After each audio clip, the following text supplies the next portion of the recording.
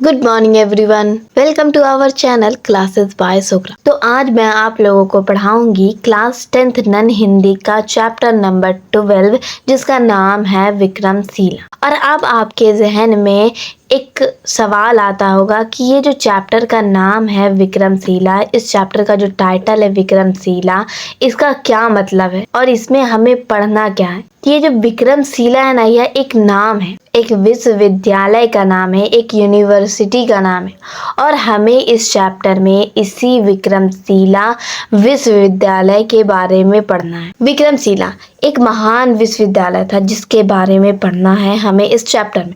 और विक्रमशिला ये जो चैप्टर है ये एक निबंध है, एक ऐसे है और यह निबंध जो है हमें बौद्धकालीन शिक्षा केंद्र विक्रमशिला विश्वविद्यालय के गौरवशाली अतीत से परिचय कराता है हमें। और जो विक्रमशिला है केवल एक विश्वविद्यालय नहीं है, बल्कि ये ज्ञान, संस्कृति, अनुशासन का एक अद्भुत केंद्र था। इस विक्रम विश्वविद्यालय में बड़े बड़े विद्वान जो थे वो विद्यार्थियों को पढ़ाते थे, शिक्षा देते थे। और इस विश्वविद्यालय में मतलब विक्रमशिला विश्वविद्यालय में दूर दूर से विद्यार्थी ज्ञान प्राप्त करने आते थे।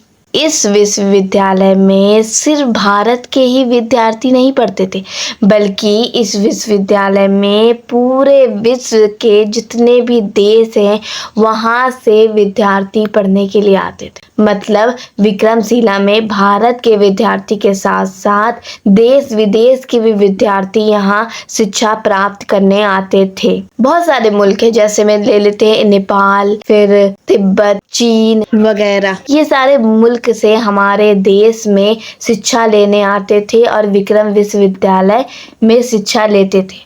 और ये विक्रम विश्वविद्यालय है ये हमारे राज्य बिहार में स्थित था। और इस चैप्टर में हम जानेंगे कि विक्रमशिला की स्थापना किसने की, कब की, इसमें किस किस विषय की पढ़ाई होती थी, फिर ये कहाँ स्थित है और इसका सर्वनाश किसने किया। ये सारी बातें हम लोग इस चैप्टर में विक्रमशिला के बारे में जानेंगे। शुरुआत करने से पहले मैं चाहती हूँ कि आप लोग प्लीज़ मेरी इस वीडियो को लाइक करें, चैनल को सब्सक्राइब करें और अपने दोस्तों में शेयर भी करें। तो चलिए बिना समय गवाते हुए शुरू करते हैं क्लास 10th नन हिंदी का चैप्टर नंबर 12 जिसका नाम है विक्रमशिला। और आज हम इसमें भारत के उस महान विश्वविद्यालय की गौरवशाली कहानी को जानेंगे। आइए शुरू करते हैं।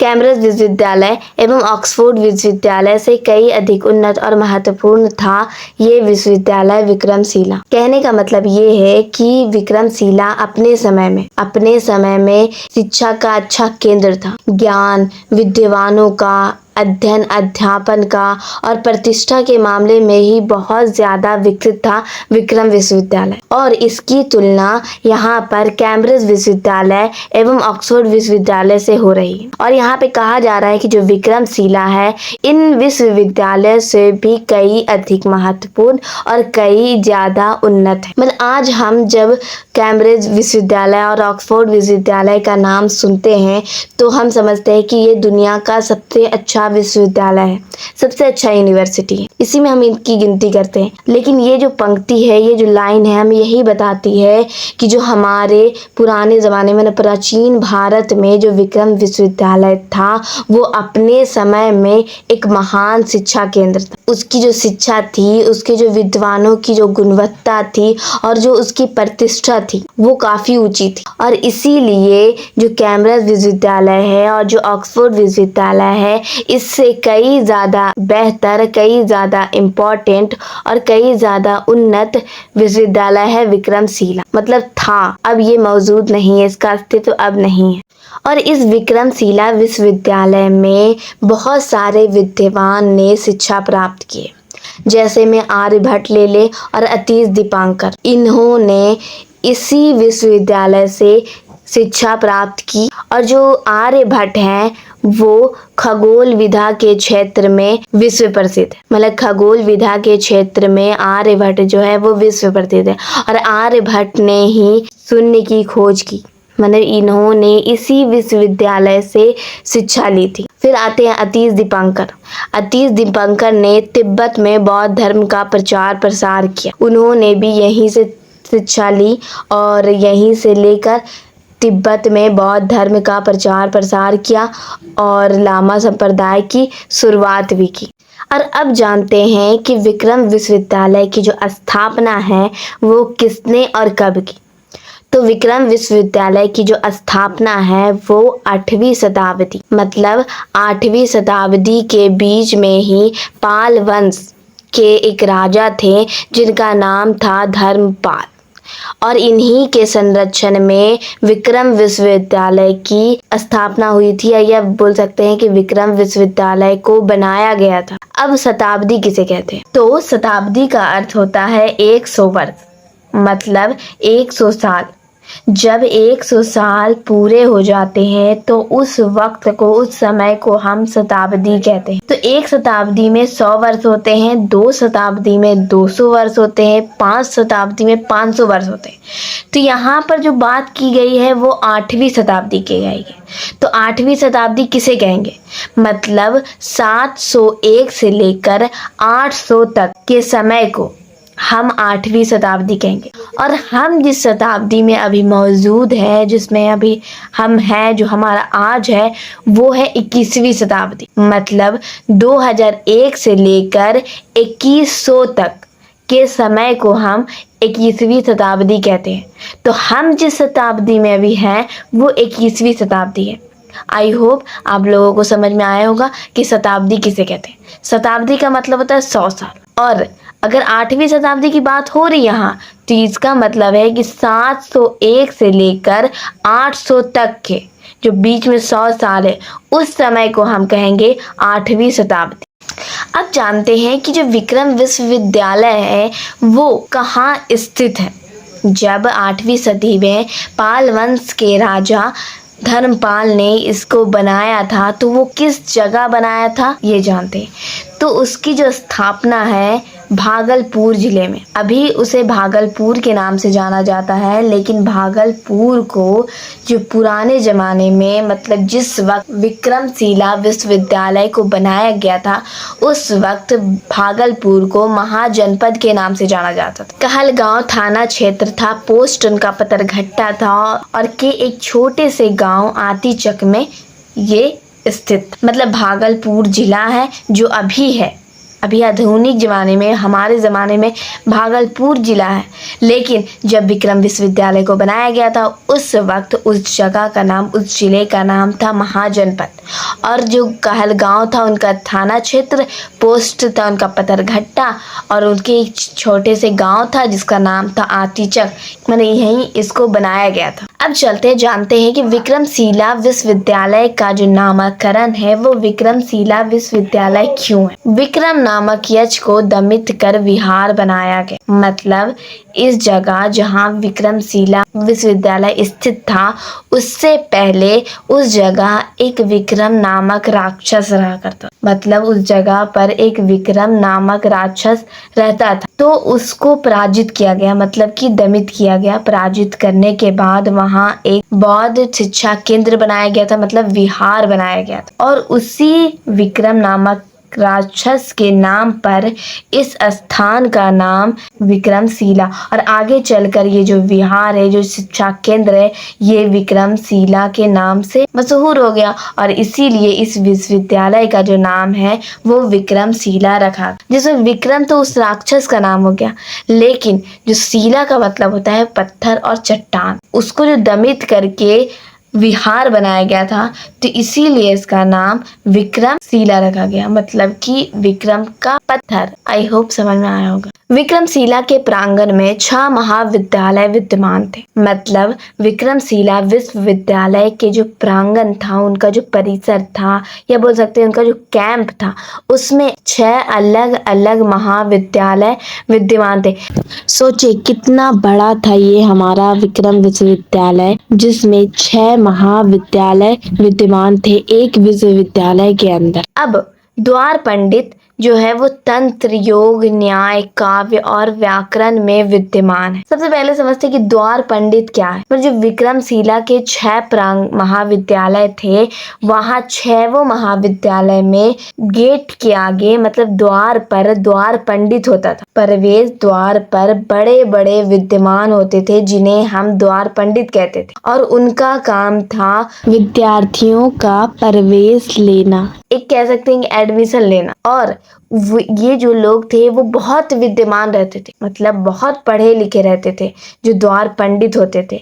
और ये उनकी परीक्षा लेते थे, जो विद्यार्थी वहाँ शिक्षा लेने के लिए आते थे उनकी परीक्षा लेते थे, और फिर वो तय करते थे कि वो पढ़ने के योग्य है भी या नहीं इस महाविद्यालय और विक्रमशिला विश्वविद्यालय में। अब तंत्र, योग, न्याय, काव्य और व्याकरण ये सब इनके विषय हैं, और इन विषय में ये जो द्वार पंडित होते थे वो विद्यमान है, मतलब इनकी बहुत नॉलेज है इनको। तंत्र का मतलब होता है तर्क और आध्यात्मिक ज्ञान। योग का मतलब होता है शरीर और मन को स्वस्थ रखने का ज्ञान। न्याय का मतलब होता है सही गलत का ज्ञान। काव्य का मतलब होता है कविता या साहित्य, और व्याकरण का मतलब होता है भाषा के शुद्ध प्रयोग के नियम। मतलब इन विषय में जो द्वार पंडित होते थे वो काफी विद्वान थे, मतलब उनको काफी नॉलेज था इस सब्जेक्ट का, इस विषय का। अब इनके प्रथम आचार्य कुलपति हरिभद्र थे, मतलब विक्रमशिला विश्वविद्यालय के जो पहले कुलपति थे, पहले आचार्य थे, उनका नाम था हरिभद्र। हरिभद्र को शांति भद्र के नाम से भी जाना जाता है। अब विक्रमशिला विश्वविद्यालय में जो पढ़ाने का माध्यम था, जिस लैंग्वेज में पढ़ाया जाता था, वो लैंग्वेज था संस्कृत। मतलब इनके जो अध्यापन का जो लैंग्वेज था वो था संस्कृत। मतलब संस्कृत भाषा में ही विक्रम विश्वविद्यालय में पढ़ाया जाता था। 10वीं 11वीं सदी तक पूर्वी एशिया का एक उत्कृष्ट शिक्षा केंद्र बन चुका था। जो विक्रम विश्वविद्यालय है वो 10वीं और 11वीं सदी में, सदी तो मैंने बता दिया आप लोगों को, शताब्दी सदी एक ही हुआ। 10वीं 11वीं सदी के पूर्व एशिया का मतलब जो एशिया महाद्वीप है उसके अंदर जितने भी देश आते हैं उन देशों में सबसे उत्तम, सबसे श्रेष्ठ शिक्षा केंद्र बन चुका था हमारा विक्रम विश्वविद्यालय। आप जानते हैं कि जो विक्रम विश्वविद्यालय है उसमें किन किन विषय की पढ़ाई होती। तो तंत्र विधा के अतिरिक्त व्याकरण, न्याय, सृष्टि विज्ञान, शब्द विधा, शिल्प विधा, चिकित्सा विधा, सांख्य, वैशेषिक, फिर अध्यात्म विधा, विज्ञान, जादू एवं चमत्कार विधा, ये सब सब्जेक्ट की पढ़ाई होती थी हमारे विक्रम विश्वविद्यालय में। मतलब तंत्र विधा, फिर व्याकरण जिसमें भाषा को शुद्ध तरह बोलना पढ़ना सिखाया जाता है उसे व्याकरण कहते हैं। न्याय मतलब कि सही गलत का ज्ञान, फिर सृष्टि विज्ञान, शब्द विधा, शिल्प विधा, चिकित्सा विधा, सांख्य, आध्यात्मिक विधा, फिर विज्ञान मतलब साइंस, जादू, चमत्कार, ये सब सिखाया जाता था। ये सब उनके विषय थे। इसलिए ये 10वीं 11वीं सदी तक पूर्वी एशिया का एक उत्कृष्ट मतलब उत्तम शिक्षा केंद्र बन चुका था। इसी वजह से इनके जो पढ़ाने का ढंग था और इनके जो पढ़ाने का तरीका था। विक्रमशिला विश्वविद्यालय में एक समृद्ध पुस्तकालय था जिसमें तंत्र विधा, तर्क विधा सहित प्रारंभिक दर्शन और बौद्ध दर्शन से संबंधित मुतल्लिक ग्रंथें थी, और यहाँ ग्रंथों का विशाल संग्रह मौजूद था। मतलब ये जो इनका पुस्तकालय था वो पूरी तरह से संपन्न था। इनके पुस्तकालय में तंत्र विधा, तर्क विधा, प्रारंभिक दर्शन और बौद्ध दर्शन जैसे संबंधित ग्रंथ थे, और यहाँ इन जैसे ग्रंथों का विशाल संग्रह था, और बहुत सारे ऐसे ग्रंथ यहाँ मौजूद थे विक्रमशिला विश्वविद्यालय। अब जानते हैं कि राजा गोपाल द्वितीय के शासन के 15वें वर्ष में प्रसिद्ध ग्रंथ अष्टशास्त्र का प्रज्ञापारमिता की पांडुलिपि तैयार तैयार की गई थी और यह ग्रंथ आज भी ब्रिटिश म्यूजियम लंदन में है। मतलब जो राजा गोपाल था, राजा गोपाल द्वितीय के शासन के 15वें वर्ष, जब राजा गोपाल द्वितीय को शासन करते हुए 15 साल हो चुके थे, तो जो प्रसिद्ध ग्रंथ था अष्टशास्त्र का प्रज्ञापरमिता की पांडुलिपि तैयार की गई थी। मतलब पांडुलिपि होता है जो हाथ से लिखकर तैयार की जाती, और ये ग्रंथ लिखकर तैयार की गई थी। और ये जो ग्रंथ है ये राजा गोपाल द्वितीय के शासन काल में लिखी गई थी, जब उनके शासन काल का 15वां वर्ष हो चुका था तब ये लिखी गई थी। और ये जो ग्रंथ है वो आज ब्रिटिश मतलब कि इंग्लैंड के म्यूजियम लंदन में है। आज भी वो रखा हुआ है ये ग्रंथ, इनका अष्टशास्त्र का प्रज्ञापरमिता, ये म्यूजियम लंदन में रखा हुआ है आज भी। और यह ग्रंथ विक्रमशिला के विश्वविद्यालय में ही तैयार किया गया था और इसीलिए यह ग्रंथ ब्रिटिश म्यूजियम लंदन में रखा हुआ है आज। 50 फीट ऊंची एवं 73 फीट चौड़ी इमारत के रूप में प्रधान चैत्य, मतलब विक्रम विश्वविद्यालय में एक मुख्य चैत्य है, एक मुख्य भवन है जिसमें बौद्ध पूजा स्थल था। और यह इमारत 50 फीट ऊंची है और 73 फीट चौड़ी है। 4.5 फीट की भूमि स्पर्श मुद्रा में भगवान बुद्ध की प्रतिमा प्राप्त हुई। यहाँ पर भगवान बुद्ध की 4.5 फीट ऊंची प्रतिमा मिली जो भूमि को छू रही थी, स्पर्श कर रही थी। पूर्वी और पश्चिमी भवन में पद्मासन पर बैठे अवलोकितेश्वर की कांस्य प्रतिमा प्राप्त हुई।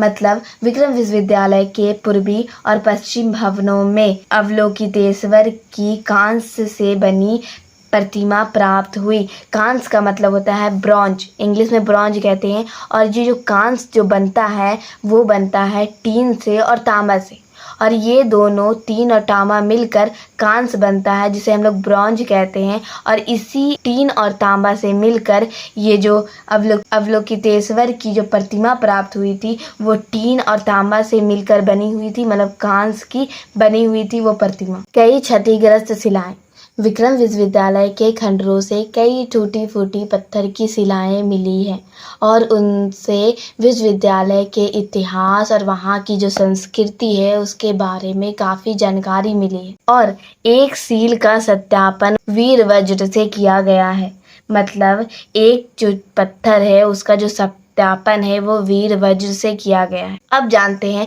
कि विक्रम विश्वविद्यालय का विनाश कैसे हुआ। विक्रम विश्वविद्यालय अब नहीं है तो इसका विनाश किसने किया? तो 13वीं सदी में तुर्कों का आक्रमण हुआ। मतलब 13वीं सदी के शुरुआत में तुर्कों का आक्रमण हुआ विक्रमशिला विश्वविद्यालय पे, और ये आक्रमण बख्तियार खिलजी के द्वारा किया गया था। मतलब कि जो तुर्की 13वीं सदी में जब तुर्की का आक्रमण हुआ विक्रमशिला विश्वविद्यालय पर, तो उस वक्त जो तुर्की का सम्राट था, शासक था, वो था बख्तियार खिलजी, और उसी के आक्रमण से विक्रमशिला विश्वविद्यालय का विनाश हो गया और जिसकी वजह से विक्रम विश्वविद्यालय का वजूद ही मिट गया। विक्रम विश्वविद्यालय, अगर आप लोग जाएंगे विक्रम विश्वविद्यालय देखने के लिए तो उसमें विक्रम विश्वविद्यालय का बस अब टूटा फूटा अंश ही मिलेगा। उसमें अब कोई चीज़ मौजूद नहीं है, कुछ भी नहीं है विक्रमशिला के अंदर।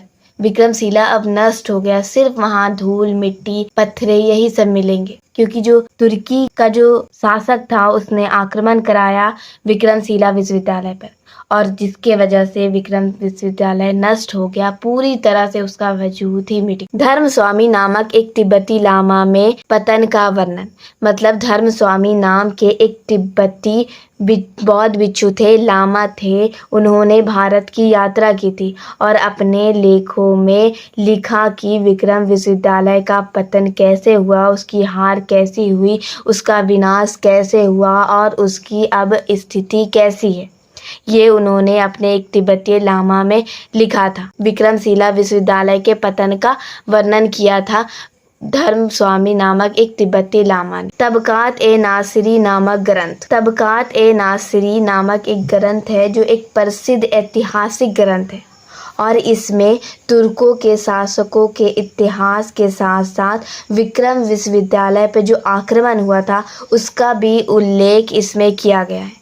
मतलब तबकात ए नासिरी नामक जो ग्रंथ है वो उसमें विक्रम विश्वविद्यालय का किस तरह तुर्कों का आक्रमण हुआ और विक्रम विश्वविद्यालय नष्ट हो गया, इसका पूरा इसके बारे में लिखा गया है तबकात ए नासिरी नामक ग्रंथ में। 13वीं सदी में तुर्कों का आक्रमण हुआ और तुर्कों के आक्रमण की वजह से विक्रम विश्वविद्यालय का वजूद ही मिट गया और विक्रम विश्वविद्यालय नष्ट हो गया तुर्की के शासक के वजह से। धर्मस्वामी नाम के एक तिब्बत लामा थे, बौद्ध भिक्षु थे, उन्होंने इसके पतन का पूरा वर्णन किया है और तबकात ए नासिरी नामक ग्रंथ में ऐतिहासिक इस घटना को व्याख्या की गई है। आई होप आप लोगों को समझ में आ गया होगा ये पूरा चैप्टर विक्रमशिला।